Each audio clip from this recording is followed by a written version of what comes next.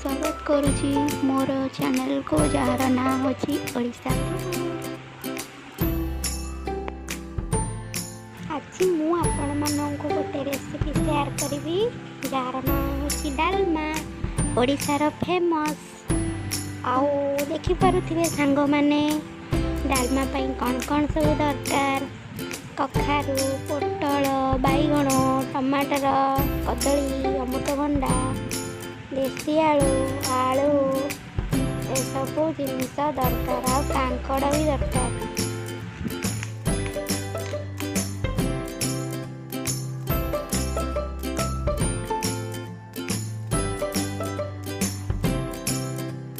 आपण माने मो चैनल रे जदि नुआ मो चैनल को लाइक करंतु शेयर करंतु सब्सक्राइब करंतु और पाखे ଥିବା बेल आइकन को प्रेस करने को जमार भी भूलंतुनी।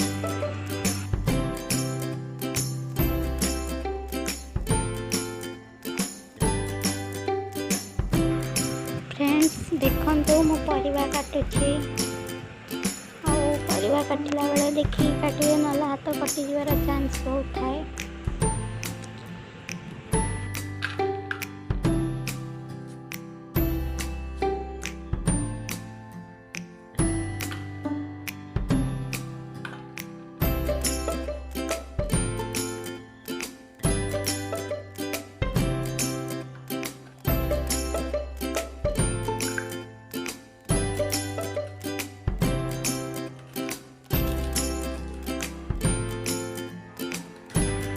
कखारू कटा सरीगला बर्तमान मो कांकड़ को काटुची देखंतु।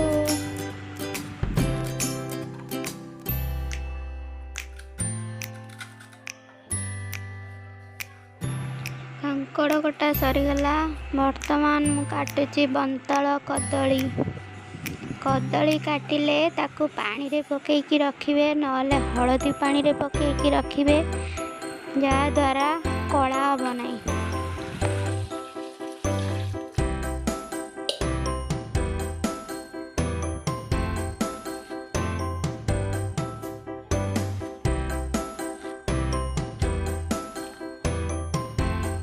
परिवा कटा सरीगला सांग माने वर्तमान देखंतु सब मु रेडी करी रखी देछि।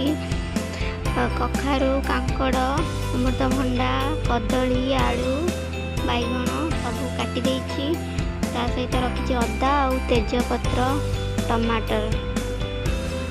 मु दी प्रकार डाली यूज करछि गोटे होछि हरड़ डाली आ गोटे होछि मुग डाली सब समान क्वांटिटी रो।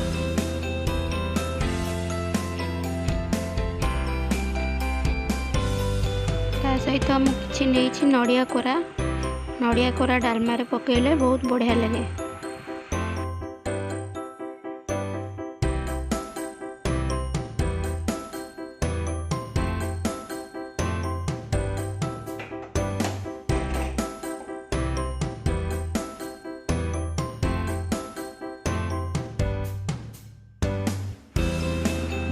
वर्तमान गैस को ऑन करिकी से हांडी बसैली हांडी रे किछि पानी नहीं देखो तो मु कौन कौन सब से पकाउछि।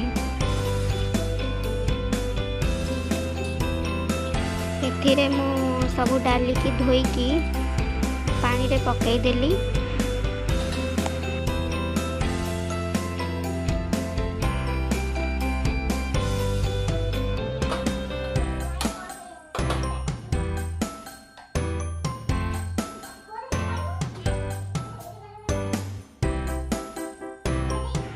से 1 चम्मच हल्दी गुंड ऐड कर दवा।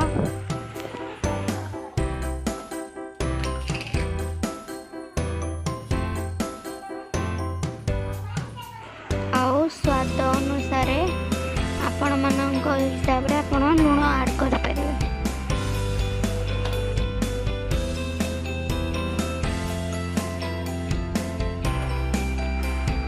वर्तमान मु सेथिरे पकोची तेजपत्र आपण माने देखि परथुवे तेजपत्र पकई दिली।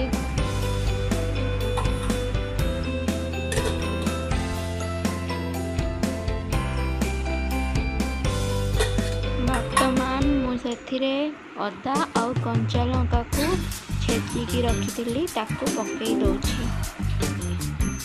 ପକେଇ ସାରିବା ପରେ ତାକୁ ଫୁଟିବା ପାଇଁ ଛାଡ଼ିଦେବା।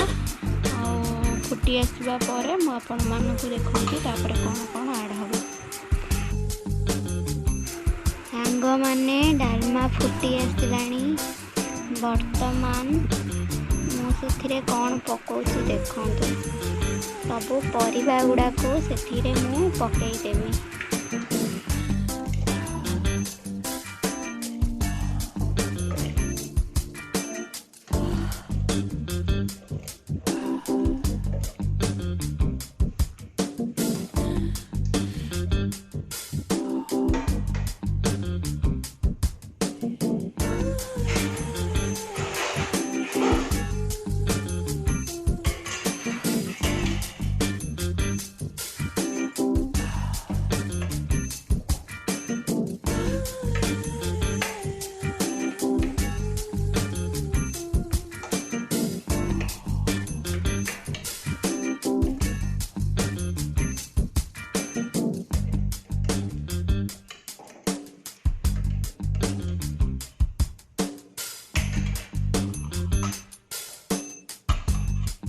ସବୁ ପରିବାକୁ ପକାଇ ସାରିବା ପରେ ତାକୁ କଭର୍ କରିକି ସିଝିବା ପାଇଁକି ଛାଡ଼ିଦେବା। ବର୍ତ୍ତମାନ ଡାଲମା ସିଝି ଆସିଲାଣି।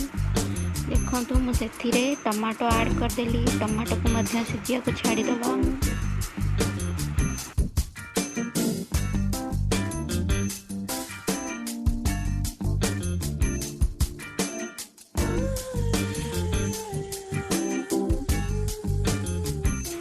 ସାଙ୍ଗମାନେ ଦେଖନ୍ତୁ ଡାଲମା ସିଝିଗଲାଣି। ଲାଷ୍ଟକୁ ଆଡ଼୍ ହେବ ନଡ଼ିଆ କୋରା। ତାକୁ ବର୍ତ୍ତମାନ ମମି ଆଡ଼୍ କରୁଛନ୍ତି। ଆପଣମାନେ ଦେଖନ୍ତୁ ନଡ଼ିଆ କୋରା ପକାଇ ସାରିବା ପରେ ତାକୁ ପୁଣି ଥରେ କଭର୍ କରିକି ସିଝିବାକୁ ଛାଡ଼ିଦେବା।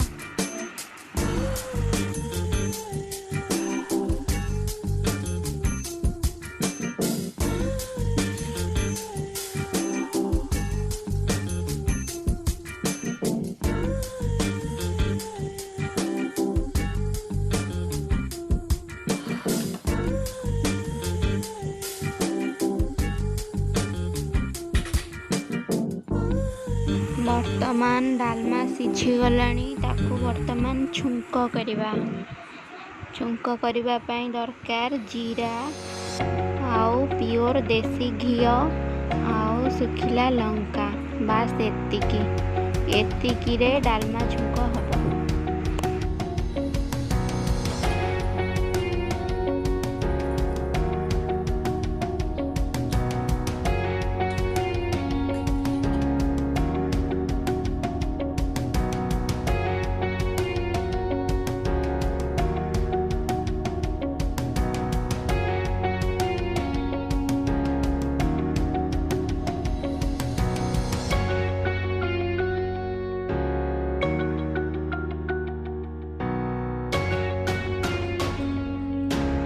ଆଉ ଗୋଟେ ହାଣ୍ଡିରେ ସେଥିରେ ଶୁଖିଲା ଲଙ୍କାକୁ ଛିଣ୍ଡେଇକି ପକେଇକି ତାକୁ ଟିକେ ଭାଜିଲା ପରେ ସେଥିରେ ଜିରା ଫୁଟେଇବା। ଦେଖନ୍ତୁ ମମି ଏବେ ଜିରାକୁ ପକେଇଦେଲେ। ଆଉ ତାପରେ ପକେଇବେ କ'ଣ ଦେଖନ୍ତୁ ଆପଣମାନେ।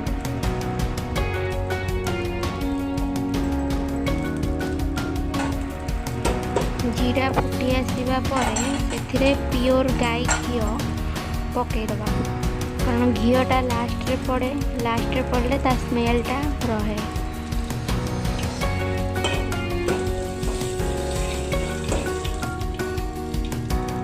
ବର୍ତ୍ତମାନ ଫୁଟି ଆସିଲା ପରେ ତାକୁ ଡାଲମାକୁ ଆଡ଼୍ କରିଦେବା ଆଉ ଘୋଡ଼େଇ ଦେବା ସାଙ୍ଗେ ସାଙ୍ଗେ।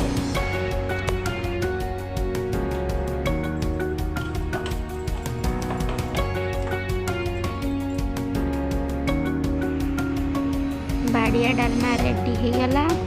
ବର୍ତ୍ତମାନ ମମି ସେଥିରେ ଆଉ କିଛି କଞ୍ଚା ଘିଅ ଆଡ଼୍ କରିଦେଉଛନ୍ତି। କାରଣ ଟିକେ ସ୍ମେଲ୍ଟା ଆହୁରି ଅଧିକ ଭଲ ଲାଗିବ, ଖାଇବାକୁ ଆହୁରି ବଢ଼ିଆ ଲାଗିବ। ଆଉ ସବୁଗୁଡ଼ାକ ଡାଲମାକୁ ମଧ୍ୟ ସେଥିରେ ପକାଇ ଦେଉଛନ୍ତି।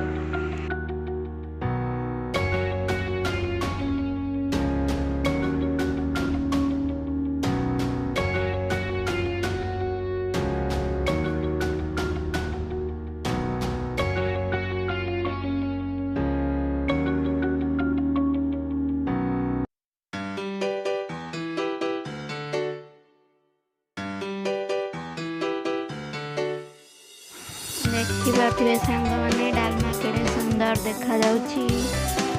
ବର୍ତ୍ତମାନ ସେଥିରେ ଜିରା ଲଙ୍କା ଗୁଣ୍ଡକୁ ଆଡ଼୍ କରିଦେବା ଆଉ ତାକୁ ଖାଇବା। ଆପଣମାନଙ୍କୁ ମୋ ରେସିପି ଯଦି ଭଲ ଲାଗୁଛି ଲାଇକ୍ ସେୟାର ସବସ୍କ୍ରାଇବ୍ କରିବାକୁ ଜମାରୁ ବି ଭୁଲନ୍ତୁନି ଆଉ ବେଲ୍ ଆଇକନ୍କୁ ପ୍ରେସ୍ କରିବାକୁ ବି ଜମାରୁ ବି ଭୁଲନ୍ତୁନି।